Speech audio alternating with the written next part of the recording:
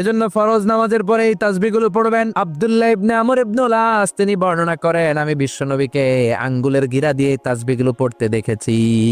রাআইতুন নাবিয়্যা সাল্লাল্লাহু আলাইহি ওয়াসাল্লাম ইয়াকিদু তাসবিহা বিয়ামিনি, আমি বিশ্বনবীর ডান হাতের আঙ্গুলের গিরায় তাসবিহগুলোকে পড়তে দেখেছি। পড়তে রাজি আছেন? ডান হাত তোলেন, এই আঙ্গুলের করের মধ্যে এইভাবে রাখেন, এইভাবে রেখে নামাজের পরেই সুবহানাল্লাহ আলহামদুলিল্লাহ পড়তে রাজি আছেন? সুবহানাল্লাহ 33 বার, আলহামদুলিল্লাহ 33 বার, আল্লাহু আকবার 33 বার পড়তে রাজি আছেন সবাই? আল্লাহ তুমি কবুল করো। ফরজ সালাতের পরে আমরা মুনাজাত দেওয়ার জন্য পাগল হয়ে যাই। আসসালামু আলাইকুম ওয়া রাহমাতুল্লাহ, আসসালামু আলাইকুম ওয়া রাহমাতুল্লাহ, আমিন ইয়া আরহামার রাহিমিন। আসনা নাই, সামদুল্লাহ মনে নাই, কিন্তু বিশ্বনবী সালাম ফেরানোর পরে সর্বপ্রথম যে আওয়াজটা করতেন সেটা হচ্ছে আল্লাহু আকবার। এরপর 3 বার পড়তেন আস্তাগফিরুল্লাহ আস্তাগফিরুল্লাহ আস্তাগফিরুল্লাহ। এরপর আয়াতুল কুরসি একবার। কয়বার? মান ক্বারা আয়াতুল কুরসি দুবুরা কুল্লি সালাতিন মাকতুবা লাম ইয়ামনাহু মিন দুখুলিল জান্নাতি ইল্লাল মাউত। প্রত্যেক ফরজ সালাতের পরে যে একবার আয়াতুল কুরসি পড়ে তার জান্নাতে ঢোকার ক্ষেত্রে আর কোনো বাধা থাকে না।